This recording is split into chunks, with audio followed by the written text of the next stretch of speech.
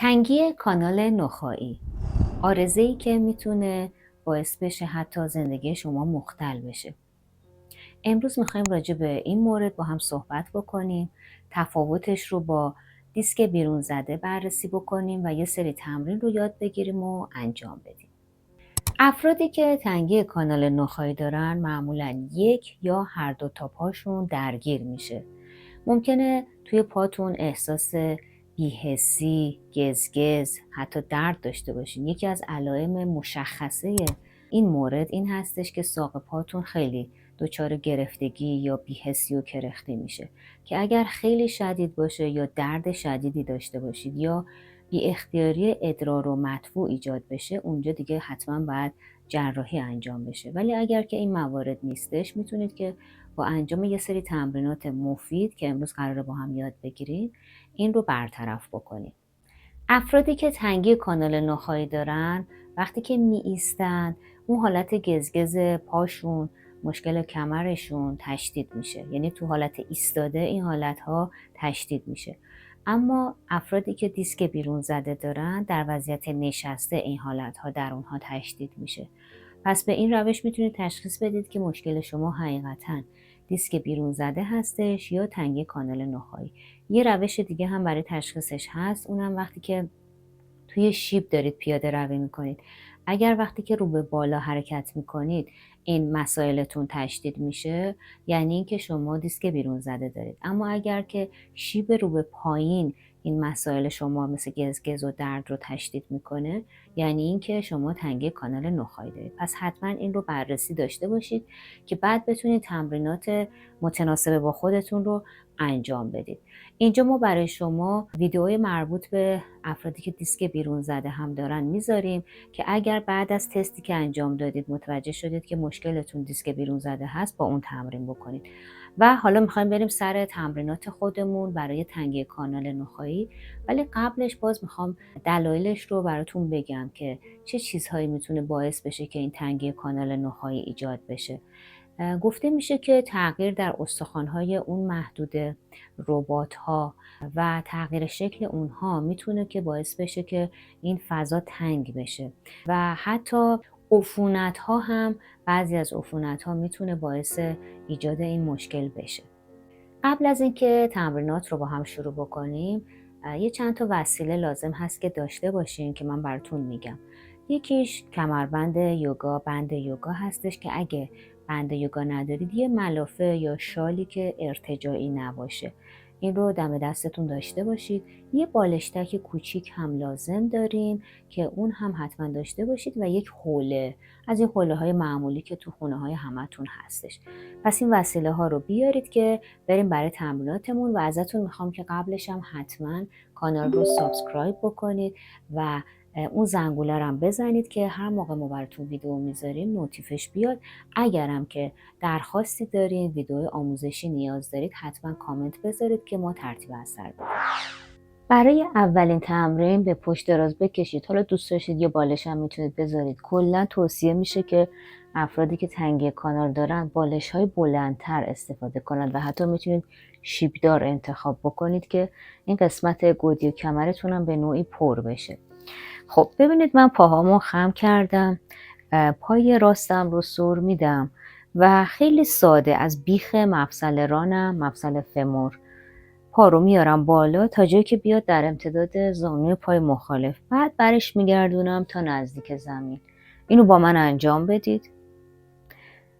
خیلی خوبه. میتونید زیر کمرتونم حالا یا دستتون یا یه حوله چیزی بذارید، ولی معمولا وقتی که یه پا خم هستش خود به خود فضای مناسبی برای کمر ایجاد میشه. مرسی. با من انجام بدید. نفس جاری باشه. دم و بازدم از بینی انجام میشه. آهسته، انگار یه وزنه روی رانتونه. خب حالا با پای چپ ببینید آهسته، زانوم خم نمیشه. نفس جاریه. مرسی. پنجه پاتون ریلکس باشه.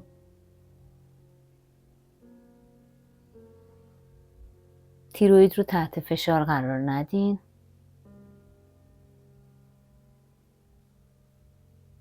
کافیه. استراحت. برای این تمرین یک پا رو به این شکل میارین قشنگ روی شکم. اگه زانو درد دارین دستتون زیر ساق، اگه ندارید میتونید روی ساق قرار بدید. پای دیگر رو باید صاف نگه دارید. حالا اگه دیدید داره به کمر فشار میاد، یه کوچولو میتونید که پا رو به این شکل خم کنید. خب میمونیم تو وضعیت کتف ها رو زمینه، سرتون هم روی بالش یا زمین هستش. نفس جاریه. حتی میتونید تنفس شکمی انجام بدید، یعنی با دم یه ذره شکم رو پف کنید که با مقاومت رانتون همراه میشه و با بازدم ناف رو رها میکنید. جای پا رو عوض میکنیم. دوباره دستتون رو یا روی ساق یا زیر ساق میذاریم. پای دیگر رو هم ترجیحاً سر میدین. تنفستون هم همونطور که گفتم میتونه شکمی باشه. وقتی که تنفس شکمی انجام میدین، گودی کمرتون هم پر میشه. نفس جاریه. کتف ها رها.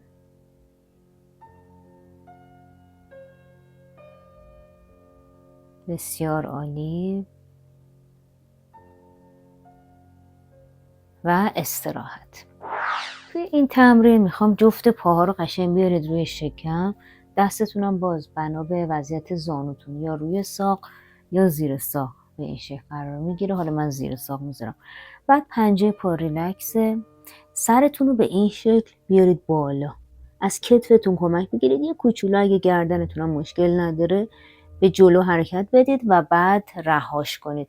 اینو میخوایم داینامیک انجام بدیم. در واقع سوپتا پاوانموکتاسانا هستش، ولی دارم داینامیک انجام میدم. ببینید، یعنی مداوم هی رها میکنم، دوباره میرم تو وضعیت.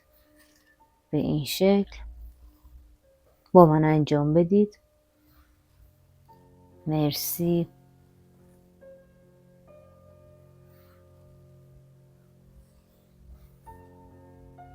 بسیار عالی. خب میتونیم مکس هم داشته باشیم. حالا دست قشنگ میارم رو به این شکل. نفس. باز اینجا میتونید تنفس شکمی داشته باشید. قشنگ خودتون رو گوله کردید. اونایی که گردن درد دارن خیلی بالا نگه ندارید. بعد میریم برای استراحت. برای این تمرین هم میخوام که پاها رو خم نگه دارید. پای راستتون رو میارید تو شکم. حالا اونایی که زانو دردی هستید یکم این زاویه رو بازتر میگیرید و بعد ببینید مورب در امتداد خودش باز میکنید، مثل همون درهای آکاردئونی. دیدین؟ به این شکل.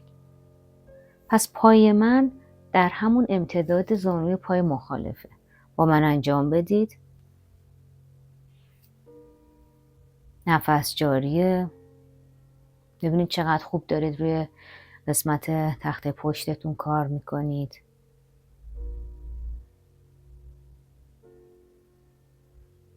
مرسی. آهسته لطفاً. و با پای دیگه تکرار میکنیم. آهسته. نفس جاریه.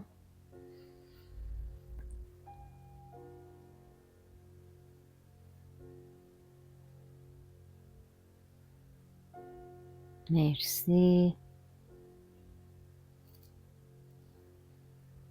عالی. و استراحت.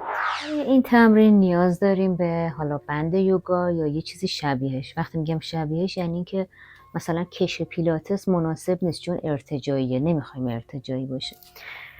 پاها رو خم میکنم، بعد پای راست رو میارم تو شکمم و بند یوگا رو ببینید جای درست بندازید، پشت سینه پا. یعنی خیلی ها به اشتباه این قسمت گودی کف پا میندازن، این اشتباهه.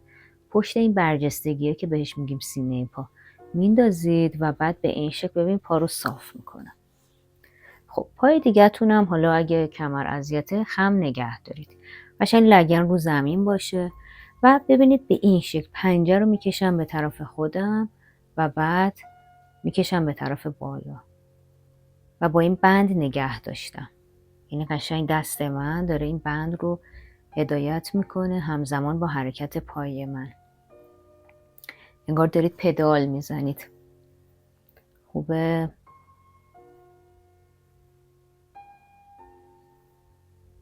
نفس.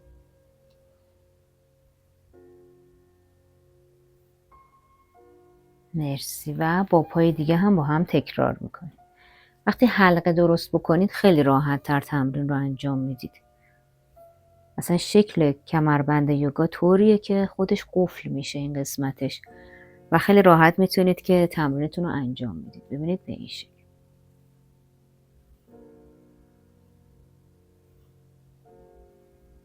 نفس.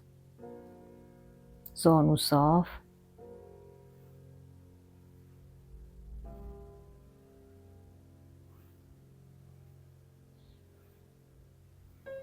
خیلی عالی. استراحت میکنیم. توی این تمرین میخوام که پاها رو قشنگ روی شکم قرار بدید. بعد یه پا رو بندازین رو پای دیگه و به این شکل. حالا میتونید اگه زانو درد دارید دستتون رو اینجا قرار بدید. اگرم نه که قشنگ روی ساق و گوله کنید قشنگ خودتون رو. ببینید به این شکل نگهش دارید. میتونید تنفس شکمی داشته باشید. نفس جاریه. مرسی. سرتون هم مثل من میتونید رو بالش بذارید که خیلی نیفته. حالا جای پا رو عوض میکنیم. حتما جای پا رو عوض کنید که متقارن باشه وضعیتتون. باز نفس جاریه. میتونید شکمی نفس بکشید با دم شکم یکم پر میشه. با بازدم نافتون رو رها میکنید.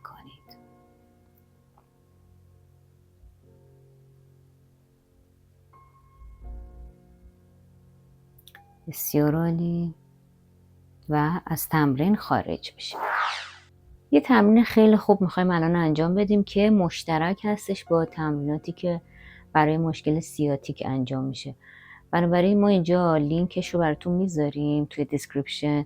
ویدیو رو براتون میذاریم که دوستانی که مشکل سیاتیک دارید بتونید به طور اختصاصی تمرین بکنید. خب این تمرین به این شکله که پای راست و قوزک خارجیشو میذارم روی ران پای چپم. بعد دستمو پشت ران میگیرم. یه چند تا نفس تو وضعیت یکش بمونید.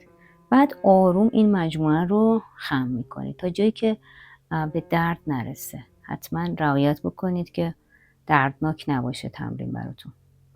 نفس جاریه. مرسی. بعد برمیگردیم و جای پا رو عوض میکنیم به این شکل. قوزک خارجی یه کوچولو هم پا رو هل میدیم. دستمون پشت ران اومده. یکی دو تا نفس اول تو این وضعیتش بمونید. بعد آروم در حدی که فقط کشش احساس کنید توی سیاتیک چپ خم میکنیم. نفس جاری. کتفتون رو رها کنید اگه ناگاهانه منقبض شده.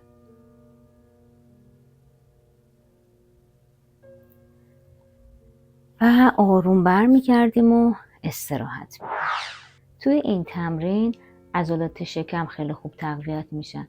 توجه کنید که یکی از روش هایی که کمک میکنه که مشکل تنگی کانال نخاعی برطرف بشه اینه که یه سری از عضلات رو حتما تقویت کنیم. از جمله مثلا عضلات شکم یا عضلات باسن. اینا باید روش کار بشه که تو این سری تمریناتی که ما داریم یه بخش عمدهش دقیقا رو تقویت عضلات متمرکز هستش. ببینید میخوام به این شکل یه حالت دست به سینه مانند. هر دستتون بیاد رو شانه مخالفتون. دستا رو قرار میدیم. پاهاتون هم که خمه. بعد با کتفتون میاییم بالا. ببینید سر رو من بالا نمیارم به تنهایی. ببینید دارم چیکار میکنم به این شکل. با کتفم میام بالا. در واقع اون عزیزانی که خیلی رو تقویت کورشون تمرینای درازنشست انجام میدن این تمرین رو میشناسن. البته ما اینجا هدف ثانویه داریم دیگه. یعنی میخوایم کمک کنیم به برطرف کردن اون تنگی کانال نخاعی. با من انجام بدید.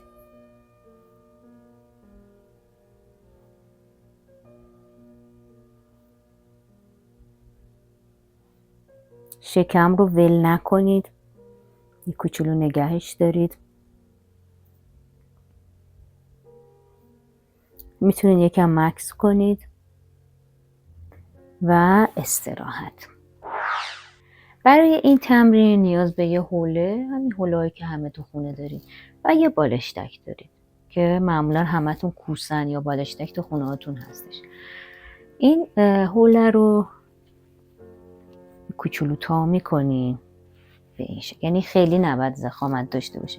میذارین دقیقا زیر لگن به این شکل. ببینید اون قسمت ساکروم اینجا گذاشتم. بعد بالشتکتون رو به این شکل بین دوتا پا قرار میدین، طوری که بتونید نگهش دارید دیگه. حالا نکاتی که باید توی انجام تمرین رعایت کنید، نکته اول اینه که گودی کمرتون، یعنی اینجا که الان دستتون میره، اینو به زمین فشرده کنید و بعد دوتا پا رو به بالشتکتون فشار بدید. فشار نباید دردناک باشه. با من انجام بدید، نگه دارید، یه چند ثانیه نگه میداریم، نفس جاریه. بعد رها میکنید. وقتی که رها میکنید هم گودی کمرتون برمیگرده، همین که پاها ریلکسه. حالا میریم برای راند بعدی. دوباره گودی کمر رو بچسبونید به زمین و به این شکل. خیلی خوب داره اصلاح میکنه اون وضعیتی که ایجاد شده در بدن. با این تکنیک میتونید که مدیریتش کنید. دوباره نفس جاری باشه. مرسی، نگه دارید. اگه خیلی حالا تنگ کانال نخایتون زیاد باشه، نتونید تمرینات رو به اون میزان مکسی که ما انجام میدیم انجام بدید، میتونید اوایل مکس کوتاه‌تر داشته باشید. خب ببینید به این شکل. نفس جاری باشه، حبس نفس نداریم.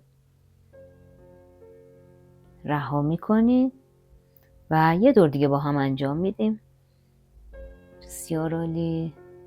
نفس، شانه رها باشه، انقباض ندید، گردن آسوده باشه و استراحت.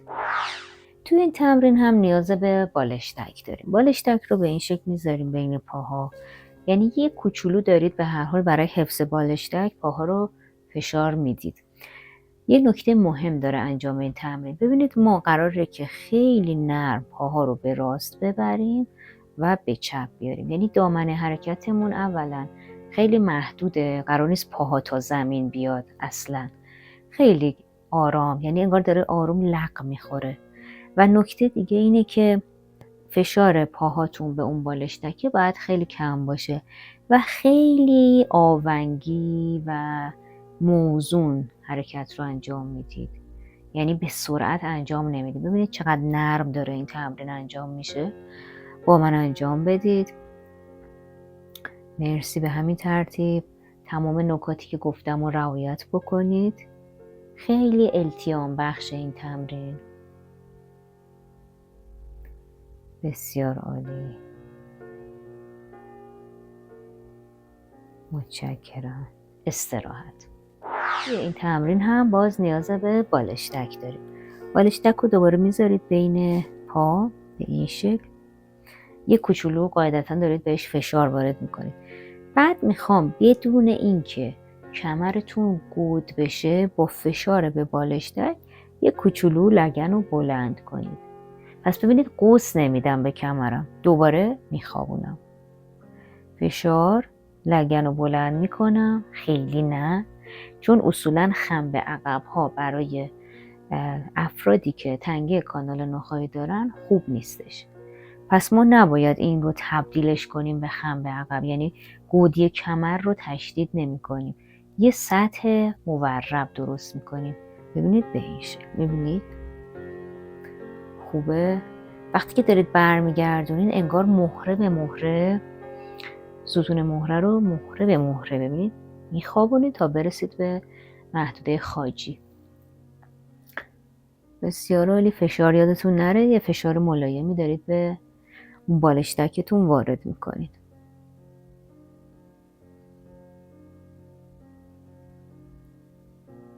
مرسی و استراحت.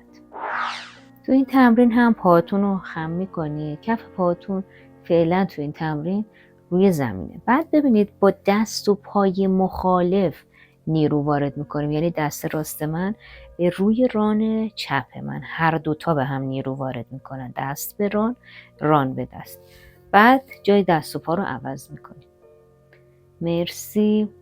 کف پا پس فعلا رو زمینه. حالا اینکه چقدر پا رو باید نزدیک کنید بستگی به آناتومی بدن خودتون داره. چقدر دستتون بلنده، چقدر پاتون بلنده یا کوتاهه. خوبه. نیرو وارد میکنیم. عمل و عکس العمل، یعنی نیروی متقابل. نفس جاری باشه، حبس نفس نداریم. ببینید که کجا الان درگیر میشه، کجاها احساس انقباض دارید وقتی که این تکنیک رو اجرا میکنید. و استراحت میکنید. این تمرین کاملتر تمرین قبلیه، یعنی اول بعد اون که انجام دادید بهش مسلط شدید، بعد در صورتی که تواناییشو دارید این تمرین رو انجام بدید، چون بعضیا اصلا نمیتونن این تمرین رو انجام بدن. اگه دیدید که این تمرین براتون مقدور نیست انجام دادنش، همون قبلی رو تکرار میکنید. ببینید به این شکل انجام میشه که پاها الان بلند شده و میخوام گودی کمر رو به زمین فشرده کنید. ببین کاملا فشرده میکنید و بعد دست و پای مخالف رو به هم فشار میدیم. خوبه. عوض میکنید. میبینید که قدرت این تمرین خیلی بیشتره نسبت به تمرین قبل، اما اجراش برای همه مقدور نیست. پس حواستون باشه که اگر که نمیتونید تمرین رو اجرا کنید قبلی رو تکرار میکنید. مدام گودی کمر رو به زمین فشرده میکنید. مثلا ممکنه که نیاز داشته باشید که هر یه دور یا حالا 2 دوری که انجام میدید یه استراحت به خودتون بدید. اگه با این شرایط میتونید که خیلی هم خوبه که این وضعیت رو تجربه کنید. پس اون قسمت گودی کمر رو فشرده کنید. فشار متقابل. مرسی. شکم ول نمیشه. بسیار عالی. و استراحت. میرسیم به تمرینات نشسته که بعضیاشو میتونید تو محل کارتونم به راحتی انجام بدید. یکیش همین هستش. ببینید شما یا لبه تختتون، مبلتون یا صندلی میشینید، بعد یک پا رو صاف میکنید. درست شد؟ حالا پنجه رو میکشین جلو، همزمان سرتونم خم میکنید به جلو. بعد پنجه میاد به طرف خودتون و سرتون برمیگرده سر جای اول. با من انجام بدید. انگار یه نخ بستن، وقتی اون میره جلو سرتونم باهاش کشیده میشه جلو. نفس جاریه. زانو صافه.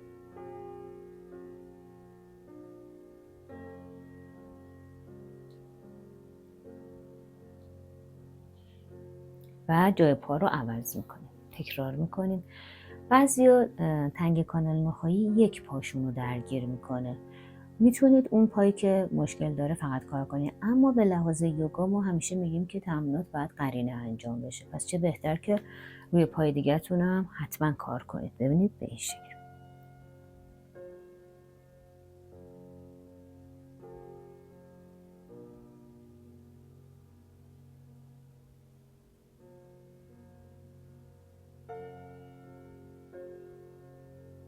نفس. استراحت. از الان به بعد توی چند تا تمرینی که داریم تنوعات گربه رو، اونایش که مجاز هست برای تنگی کانال میخوایم انجام بدیم، چون گربه کامل لزوما برای تنگی کانال میتونه مناسب نباشه. اینجا ما براتون ویدئوی مربوط به کمردرد رو میذاریم، لینکش هم توی دیسکریپشن میذاریم که حالا اگر اصلا کمردرد داری، علتش رو هنوز نمیشناسی، با اون با خیال راحت بتونید تمرین بکنید.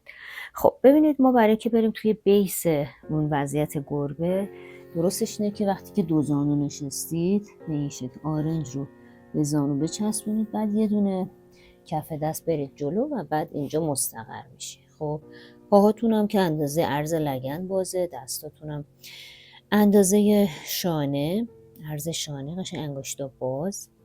بعد ببینید فعلا میخوایم دستش رو کار کنیم به این شکل، یعنی دست رو جدا میکنید برمیگردید، شکمتون ول نشه. با من انجام بدید. راست، چپ. مرسی. صورتتون به موازات زمینه، نمیخوام سر و بالا ببرید یا بندازید. خوبه. اگه زانو درد دارین زیر زانوتون یه چیز نرم بذارید، مثلا حوله. مرسی. عالی. آروم آروم برمیگردیم و استراحت میکنیم. این بار میخوایم که یه مدل دیگه از گربه رو با هم دیگه تمرین کنیم، یعنی روی پاها مانور بدیم. دوباره میریم تو وضعیت.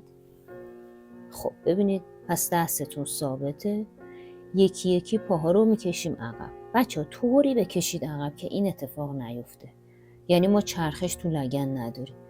لازم نیست پا خیلی بالا بیاد، اون کشش برام مهمه. خوبه؟ ادامه بدید.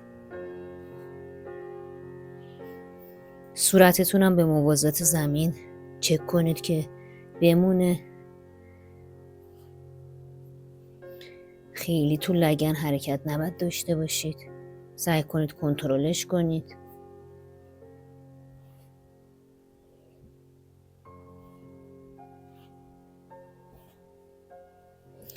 و استراحت. خب حالا میرسیم به خود تعادلی گربه. ممکنه بعضیا نتونید اینو انجام بدید. اگه دیدید که اذیت میشید نمیتونید، 2 تا تمرین قبلش رو انجام میدید. به این شکل میریم تو وضعیت. خب چیکار میکنم؟ دست راستم رو و پای چپم رو میکشم. اینجا هم خیلی دقت کنید که چرخش لگن نداشته باشید. برمیگردونم، صورتم هم به موازات زمینه. دست چپ، پای راست. برمیگردم، ادامه میدم.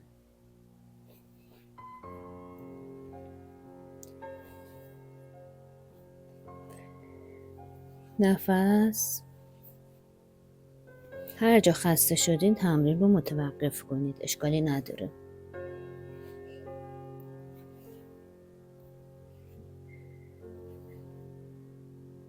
میتونید با مکس هم انجام بدید، یعنی وقتی که میکشی یه ذره نگه دارید.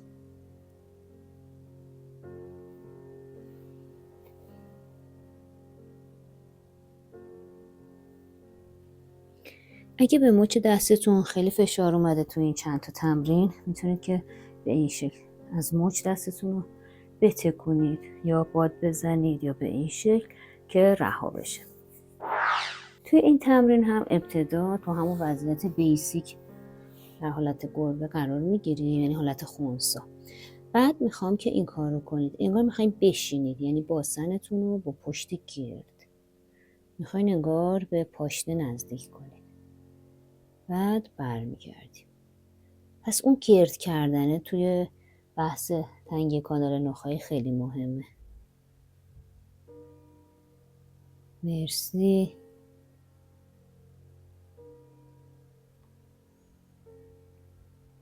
عالیه.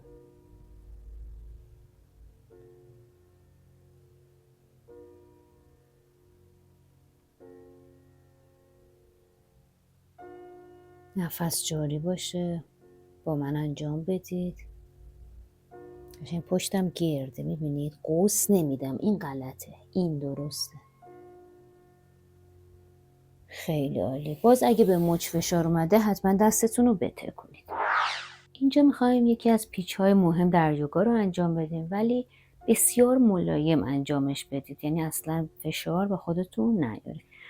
پای راستم رو خم میکنم، میذارم بیرون پای چپم. جزء پیچ‌های مخالف محسوب میشه، یعنی الان اگه پای راست من روه، دست چپم باید بهش متصل بشه. پس دست راستم رو میکشم میبرم پشت. حالا دست چپتونم یه کشش اول بدیم پهلو رو، بعد میتونید ساده، یعنی از این حفره زیر پا به این شکل عبور بدید. خیلی کم بپیچید، شانه رها باشه، کف پای چپتونم اکتیوه. تنفستون هم میتونه شکمی باشه، یعنی با دم شکم رو پر کنید و با بازدم نافتون رو رها کنید. لطفاً ضربه نزنید. نگاهتون هم میتونه ثابت باشه. یه 4-5 نفسی بمونید که قشنگ پیچ رو تجربه بکنید. هرچند که گفتم دامنه پیچ رو خیلی ملایم انتخاب میکنید. بعد با سمت دیگه هم تکرار میکنید. پس کاری نداشته باشید اگر یک پاتون مشکل داره فقط بخواید روی یه سمت کار کنید، روی هر دو سمتتون کار میکنید. پای چپ رو خم میکنم، به این شکل میذارم، دست راستم رو میبرم پشت، دست چپم رو بردم پشت، حالا دست راستم رو میکشم و به این شکل میبینید. حالا پای راست من کاملا اکتیوه، پنجش شانه رها هست، تنفسم میتونه شکمی باشه، نگاهم ثابته.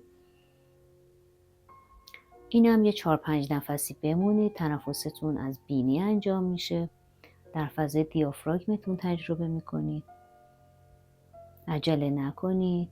پیچم هم دیدید ملایم هستش. بعد آهسته آهسته پیچ رو باز میکنم، پا رو میذارم و سر میدم، میتونید به این شکل استراحت کنید.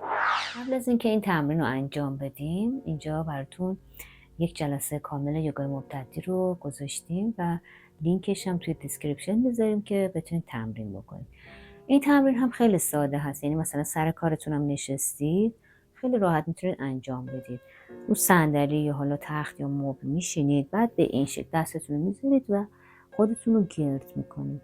چون برخلاف دیسک بیرون زده که خم به جلوها براشون مفید نیست، معمولا برای افرادی که تنگی کانال نخاعی دارن، خم به جلوها بهتره نسبت به خم به عقب‌ها. کمی مکس میکنید، نفس جاریه و بعد آروم آروم برمیگردیم. باز میریم سراغ یکی از خم به جلوهایی که خیلی مفیده برای افرادی که تنگی کانال دارن. ببینید به این شکل میشینیم، بعد آروم آروم میریم جلو و بدن رو کاملا به زمین میسپاریم. نفس جاری، تنفس میتونه شکمی باشه. من آهسته صحبت میکنم چون میکروفون دقیقا جلوی دهان من الان هستش. با دم شکم پر میشه، با بازدم نافتون رو رها میکنید.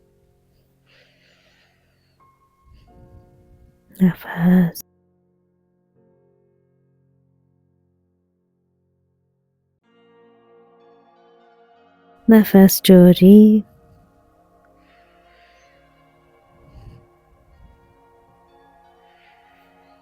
و بعد آروم قدم میزنی با دست ها به طرف پاها و استراحت. برای این تمرین نیاز به یک دیوار دارید. تنها تمرین ایستادمون این تمرین هستش. پشت به دیوار قرار میگیرین، آروم آروم، حالا بر اساس وضعیت زانوتون میایین پایین و حتی تا 90 درجه هم اگه زانوتون خوبه میتونید که پا رو خم کنید. حالا مشکل دارید کمتر، لازم نیست حتما 90 درجه باشه. نکته تمرین اینه که گودی کمر رو به دیوار قشنگ فشار میدید و میمونید. حالا هر چقدر که در توانتونه میمونید، بعد دوباره میتونید برگردین. یعنی الانم که من ایستادم، اگه مثلا براتون زیاده برگردید، یکم بایستید، استراحت کنید، بعد دوباره میایین پایین. دقت کنید که سطح زیر پاتون لغزنده نباشه که این وقت سر نخورید. خیلی تمرین مفیدی هستش که اینم باز هر جا دیوار پیدا کردید میتونید که تمرین بکنید. خب برای شما عزیزان ویدئوی گودی کمر رو اینجا میذاریم که تمرین بکنید. مرسی و شاد باشید.